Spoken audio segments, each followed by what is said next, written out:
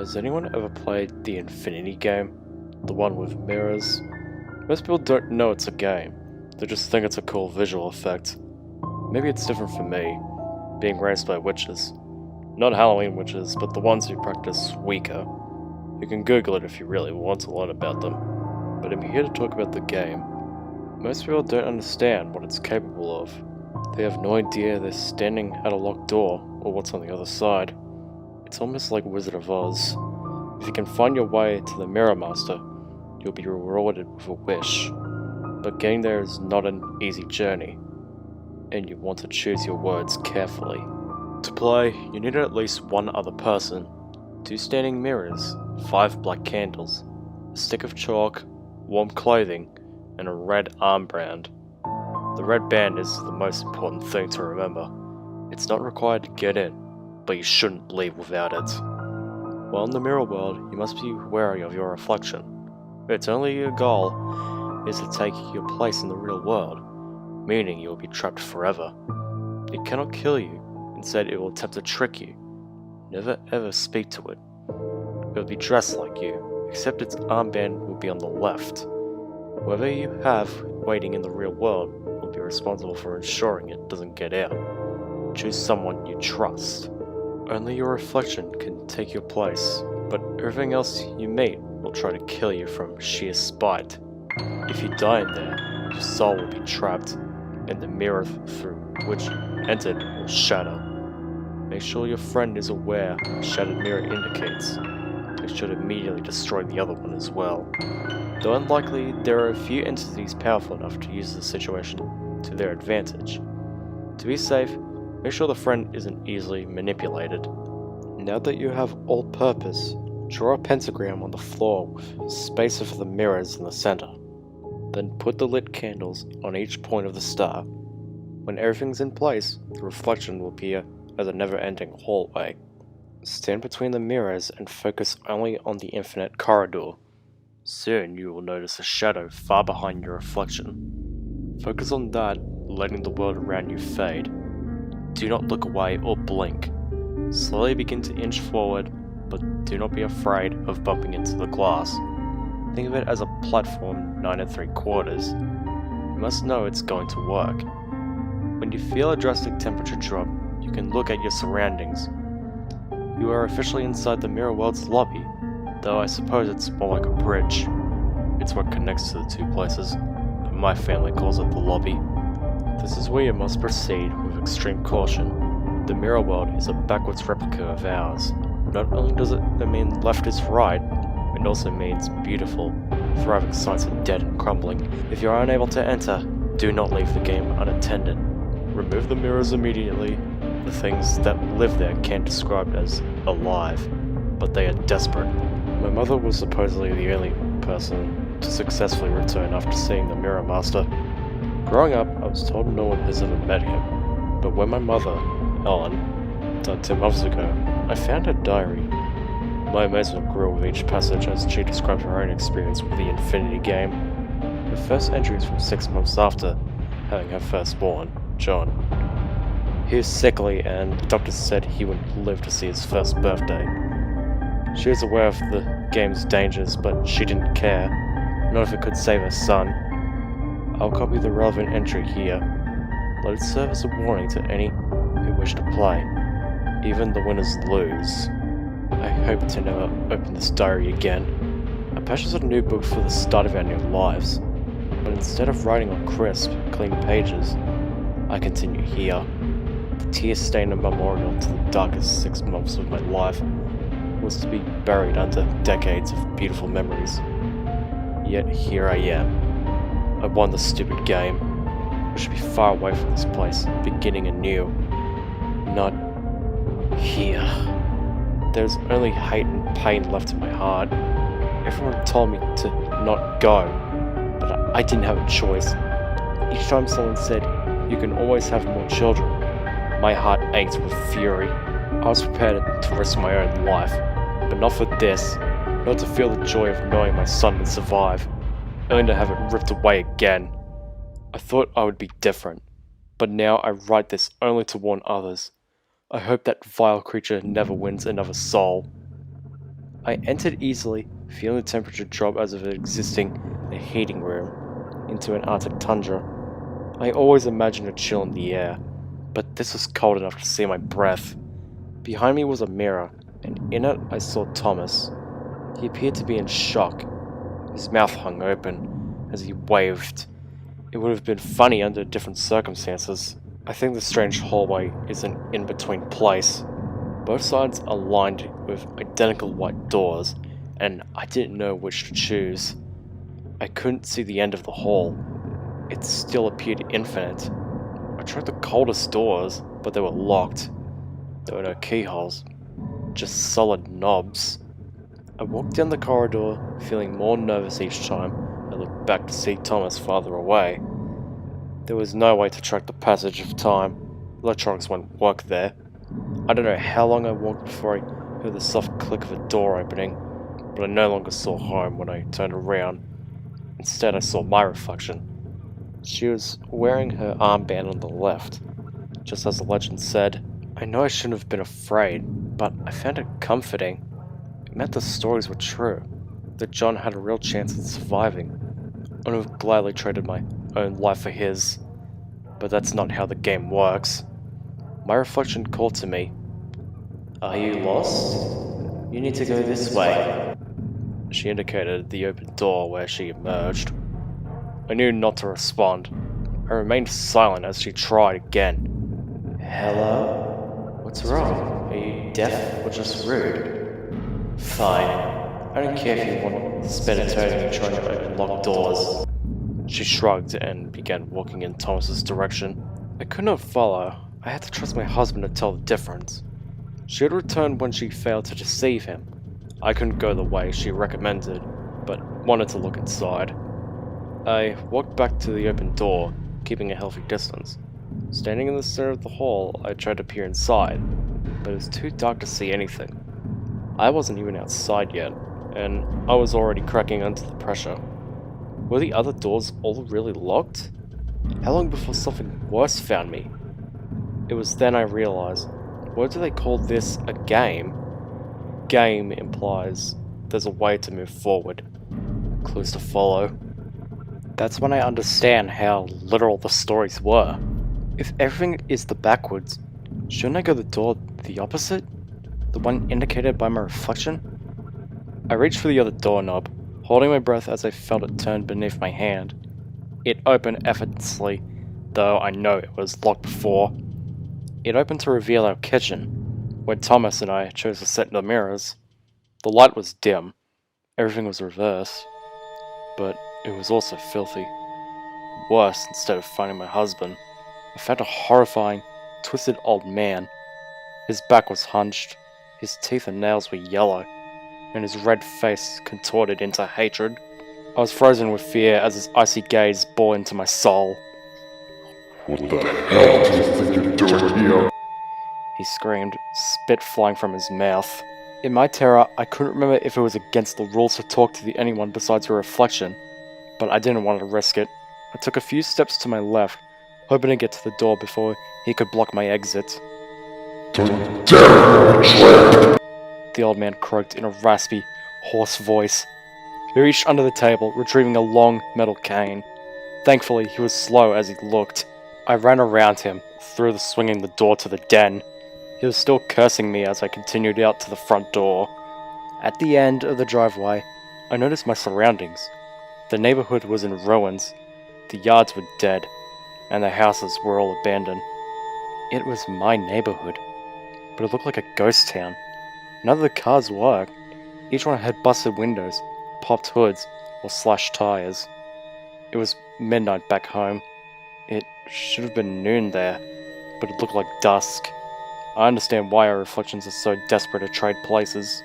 For some reason, I felt confident the old man wouldn't follow me outside. Something gave me the idea his part of the game was to guard that kitchen door for when I needed to get home. I didn't stay to test the theory, but now I'm pretty sure I was correct. I was never told where to go once. I made it this far. The stories were all vague in that regard. The only thing I knew for certain was that it would get worse before it was over. That's when I realized how desperately I needed a working vehicle. for speed and protection. I reassigned myself to look for a bicycle when I remembered the mechanic who lives 3 houses down. Every weekend, his garage door is open, and he can be seen working on an old car. It was hardly more than a body and wheels last time I saw it. If everything is opposite, wouldn't that car be in working condition here? Yes, it was. The damn thing made me truly believe I could do it. Hope is dangerous. If something is too good to be true, it probably is. I was so excited by the sight of the pristine, red car, I forgot to be wary of the danger. A strange creature I almost mistook for a dog stood between me and victory. It was similar size and color to a German Shepherd, but its mouth opened sideways to reveal extra rows of teeth. I don't know if its eyes were located elsewhere or it just didn't have any, but the ears looked hard, almost like rounded horns. I couldn't discern a nose either, but I'm sure it had one. I could hear it sniffing my scent. It gave me a headache to look too closely, like my brain was rejecting the very sight of it. My eyes frantically searched for anything to use as a weapon, but there was nothing nearby. My heart sank as I realized it would come down to a race I held no chance of winning.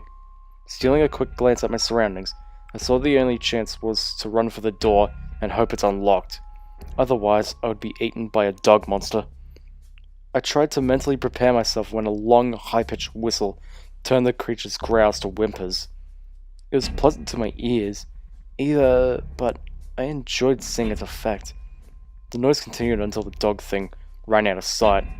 I didn't see the source of the sound at first, but I didn't have to wait long. My reflection walked into the view, smiling proudly. She stopped several feet away, but remained silent.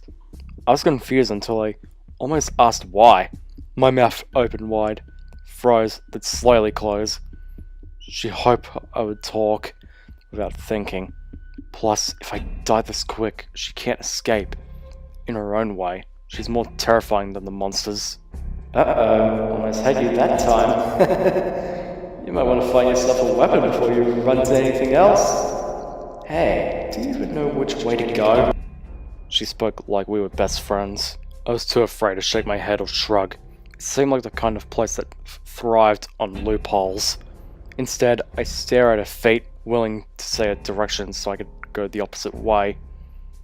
You look lost. Do you need a map? I could draw one for you. Come on! Just model something! I'm trying to help! She stomped her foot in frustration. To me, that was confirmation about the loopholes. Or maybe she could read my mind. Either way, I wasn't trying it. Be that way! I don't care if you want to live or not, but it's a shame the kid has to die just because you won't ask for help. She shrugged and began walking away. Those words hit me like a freight train at the time, but now that the words carried the added weight of truth, I feel as if they will crush me. Controlling my temper as she left was one of the most difficult parts of that nightmare.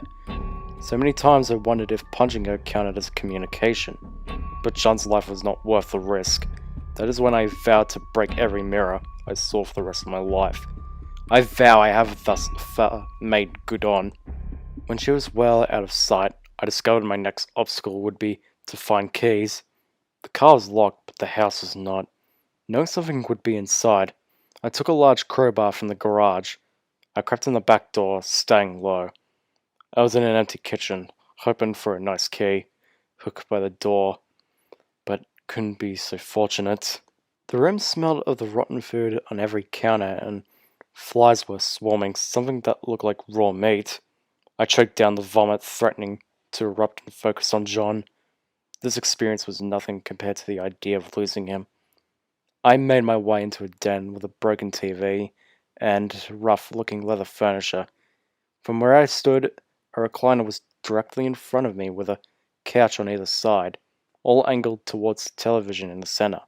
Small, dirty tables sat on each end of the couches, and my heart skipped a beat when I saw car keys atop of one of the recliners. Forgetting my fear, I reached down quickly, only to scream myself hoarse when a cold, skeletal hand shot out from the chair, grasping my wrists. It had a grip of steel. For a moment I thought it would break my arm. I lashed out desperately with a crowbar, making contact with whatever was on the other side of that recliner. That instant its grip released, my hand closed around the keys, and I ran for the car. It was pure luck the dog monster hadn't returned, because I didn't stop to check before flying outside. As soon as the door closed, I hit the lock button 3 times and performed a thorough inspection of the back seat. Satisfied there were no unexpected passengers, I was ready to go. There was a horrific moment of fear of the car still wouldn't start as I inserted the key, but it roared to life like it was brand new. Hell, it probably was. It really is just like King's Quest. Find a clue, find an item, solve a puzzle, escape danger, advance, repeat to the boss fight. Careful, Al. Your nerd is showing. Look at me. I made a joke. Never thought that would happen again. I went to the end of the driveway and hit the brakes, realizing I didn't know which way to go. In a game, when there's multiple paths, they usually all come out of the same place. Or one is a deadly trap with no escape. Of course, you usually know your destination. That's when it hit me. If I'm playing a game where the goal is to cure a sick boy, where would the boss fight take place? A hospital! Who'd want the best doctor with the best equipment? I turned left toward the best hospital in the state when John was born. We moved 3 hours away from our hometown to be near it. 15 minutes away was the closest residence we could find, and it seemed good at the time, but now it felt like hours. I didn't know what the roads would be like, but I knew it wouldn't be good. I could have never imagined the level of destruction as I saw that day. Our normally smooth paved streets were filled with large potholes, some big enough to get stuck in if I wasn't careful. The buildings were in various stages of demolition. None looked to be inhabited, but I'm sure they were. The beautiful plants and trees that once lined the medians were brown and dead. I kept careful watch on my surroundings, worried someone would come charging from a dark alley as I slowly steered around potholes. Luckily, it only happened once, close to the halfway point. I was preparing for another tight squeeze when I heard a scraping sound from behind. In the rearview mirror, I saw another deformed-looking man. This one was younger, with long, greasy hair and burnt skin. The sound was from the steel bat he was dragging, and one of those weird dog monsters tagged along like his pet. If the roads were decent, I could outrun them easily, but I knew they would catch me if I drove into the middle of the bad patch. I slowed down even more, letting them get a little closer to the decent section of the road. I don't think they were capable of intelligent thought. They did not hesitate when I began reversing, nor did they make any attempt to move when I ran them down. I aimed for the man, considering him the main threat, but the beast was only stunned. There was a moment I thought it was over when the car stalled on top of the corpse, but the wheels found traction when the beast collided with the rear end. I'm not sure how he avoided going under the wheels as I flew backwards, but it wasn't touched. I shifted into drive and punched the gas, trying once more for the dog monster, but still missing. Going fast as I dared, I ran over the man once more, just to be sure, before coming to a cautious stop. I hated not knowing what the dog thing was doing, but felt fairly certain it ran away to lick its wounded pride. I didn't doubt I would see it again, but that was a problem for later. I made it to the hospital without further attacks, parking in front of the main entrance. The sight of it did not inspire confidence. It was in worse condition than anything I had seen. That's when I realized I made a terrible mistake. Everything is opposite. The best hospital would be the worst. I needed our world's worst hospital. I jumped back into the car, making my way to the free clinic on 3rd. If my theory was right, it would probably hold the cure for cancer. A flock of zombie birds attacked the car at one point, but they didn't cause much damage. I knew I'd made the right decision the moment I entered the bad side of town. Well, our world's bad side. In this world, it was full of lavish manners. The clinic was immaculate and double its normal size. I parked on the curb and ran for the entrance. It was starting to get darker, but I didn't understand how. There should have been hours of daylight left. Then once again, as if I'm reading my mind, The bitch was back. Gosh, are you just now getting here? You better hurry. Time is running out fast, she teased. I had never heard of a time limit. I ached to taunt her with the obvious failures to deceive Thomas. If she was still there, it meant she couldn't fool him. The thought filled me with strength. I turned my back on her and walked inside. But she followed. You know that, right? That when it gets dark, the hourglass stands empty? Well, not literally, but I like the expression anyway. I just wanted to check, because it seems like most people from your world are ignorant to that detail, she said nonchalantly. The more I considered it, the more it made sense. Most games do have time limits, and being in this place after dark does not have a sort of game over vibe, unfortunately. I couldn't ask questions, and I had to keep moving. I thought she would leave again, but she continued to follow at a careful distance. Don't mind me, I just wanted to see the big climax. Your sweetie was too smart. There's no point in chatting with him anymore. I didn't give her the satisfaction of looking back. Seeing a map of the hospital, I stopped to study the layout. Of course I needed the top floor. It couldn't be right here on the ground floor. No, heaven forbid. I walked to the elevator, but noticed my reflection was gone.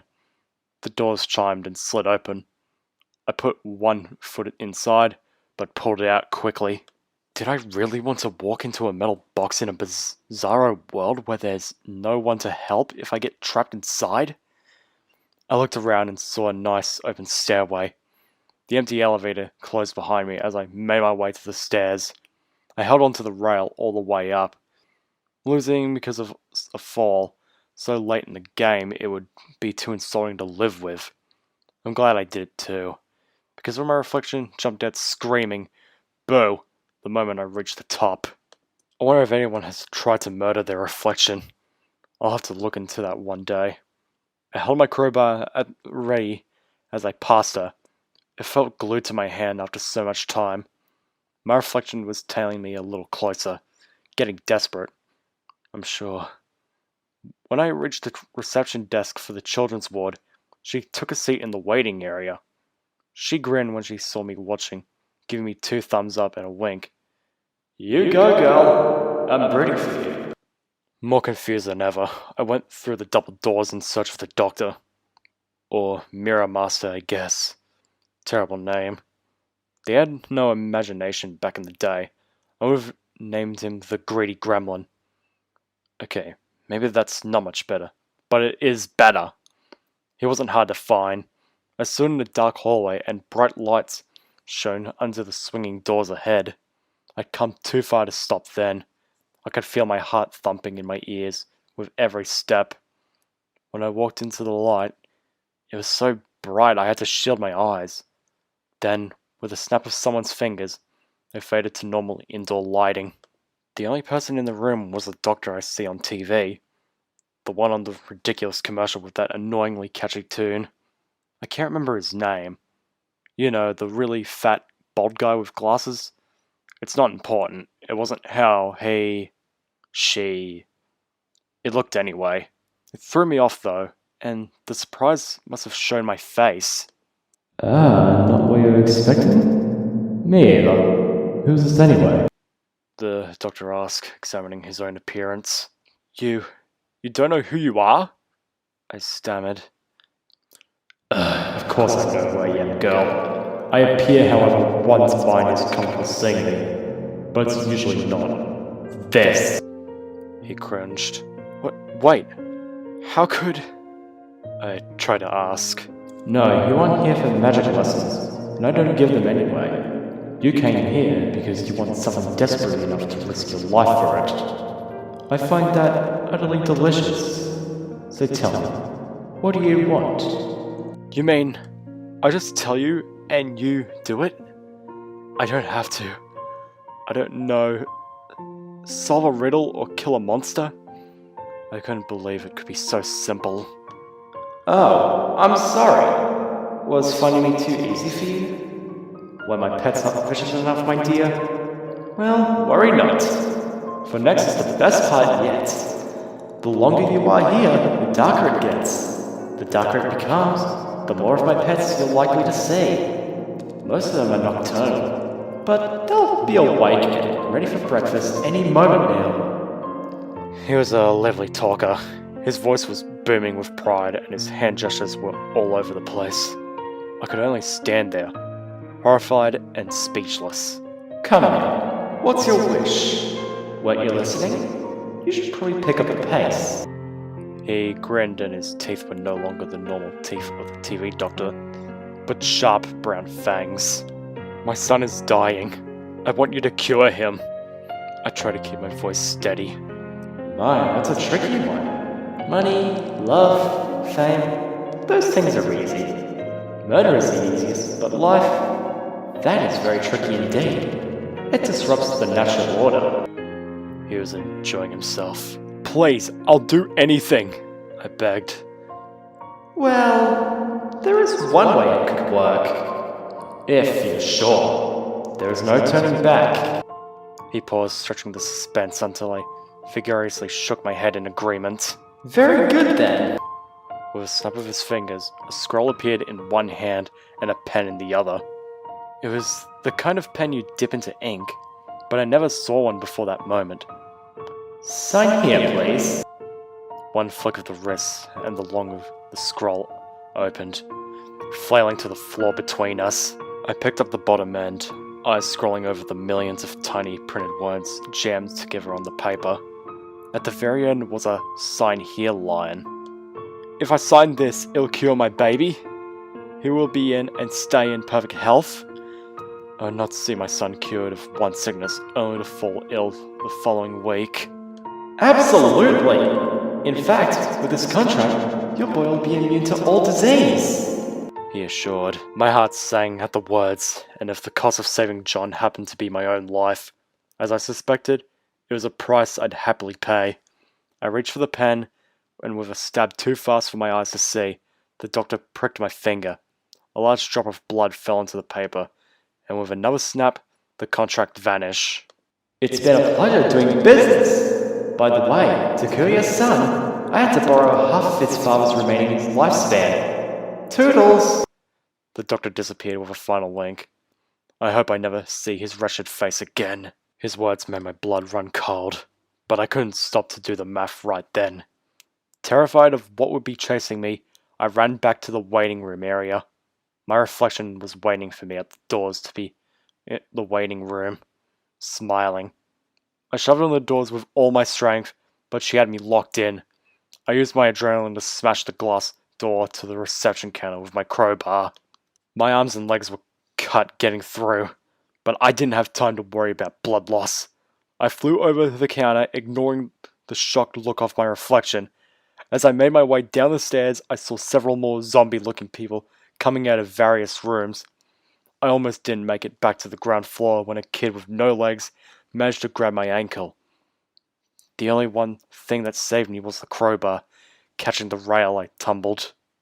When I finally made it to the entrance, I saw the car was turned onto its side and several more zombies and dog things were waiting close by. Remembering the hospital map, I decided to take a chance on the ambulance bay. I was betting they would have owned at least one junked out ambulance that would run in this world. If they didn't, I would likely have died there. Not even someone with machine guns could survive on the streets now. I cried when I saw it. There was one ambulance that appeared in working condition, and I was lucky enough for the keys to be inside. I still checked in the back to make sure it was empty, but that almost got me killed too.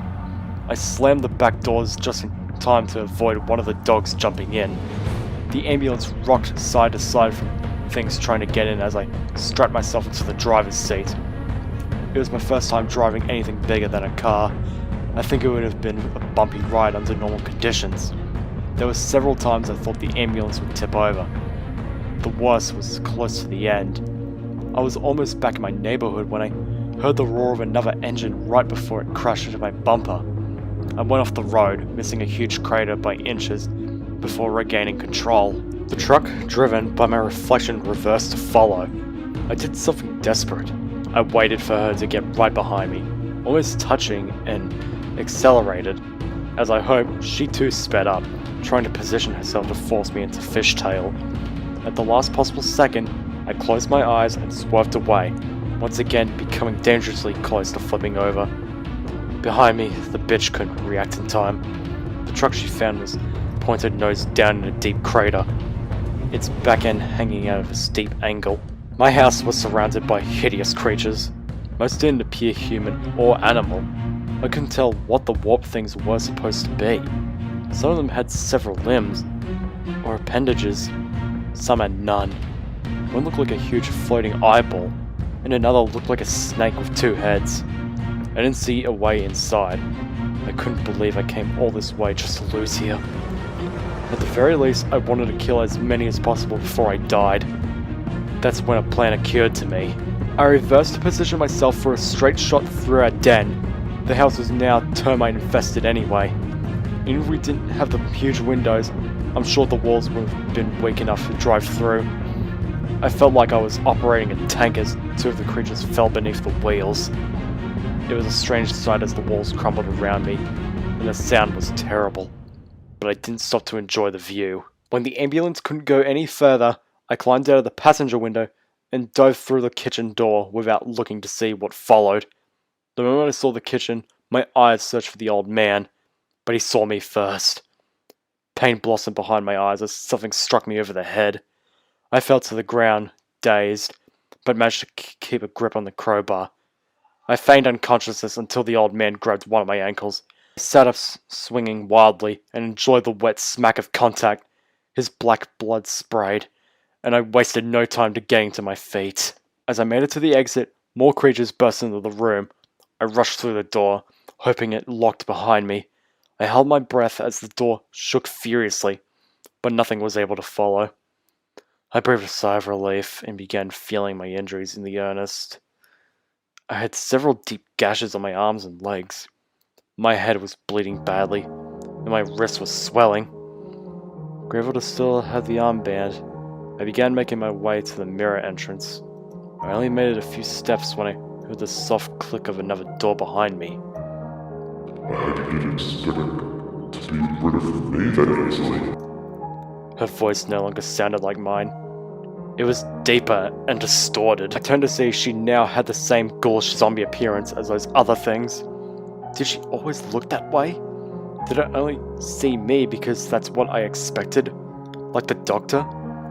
I hope someone solves the mysteries of that place one day. There are still so many unanswered questions. I ran for my life, focused on Thomas and John. I heard her footsteps gaining as she screamed at me. Have you figured it out yet? Why not? I'll explain it to you. If you divide the lifespan in half, it means they have the same amount of time to live. Do you get it? Wake up! She cackled an evil, dark laugh. It sounded unnatural in her garbled voice. Humans should not be able to make the sounds her laughter made. I was so focused on the light at the end of the corridor, I didn't understand what she was telling me. I heard her footsteps closer with every step, but couldn't look back. Her howling laughter followed me all the way home. When Thomas saw me, his eyes lit up with relief, then fear and anger as he saw my appearance, and that one of the thing chasing me. I saw him step away from the mirror, allowing me to exit. I went through the mirror like an Olympic diver. The second I was out, I turned to see the monster me collide into the glass, bouncing off like rubber.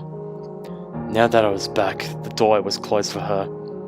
Before she could rise, Thomas shattered the glass. He shattered the second one just to be safe, but for the record, could have simply blown out the candles and erased the pentagram. It wasn't until several hours later, after I explained everything to my husband, that we understood what she was trying to tell us. If they had had the same amount of time to live, they would die at the same time. I was devastated. I knew I wouldn't be able to handle losing both at once. We were so young. I thought we would still have many years. I never dreamed. I couldn't believe. Thomas and John passed away 2 weeks later. John was crying in the night. Thomas felt badly for my lack of sleep, so he took the baby for a drive. It calmed John, and it was only a few times around the block. But this time, a drunk driver ran a stop sign. See? It was all for nothing. My mother met my father 4 years later. It took a while for her to have a normal life again, but I always felt like we were a happy family. She was a terrific mum. I had no idea such terrible things were in her past. Dad didn't know the full story either. Only that she had a husband and a baby killed in a wreck before he met her. I can't blame her for not wanting to tell me. She knows how much I love a challenge. While no, I don't think I'll visit the Mirror World anytime soon. It would be nice to learn more about it. Like she says, there's still so much we don't know. And personally, I have a long list of questions. Besides, it sounds fine if you don't make a wish, right?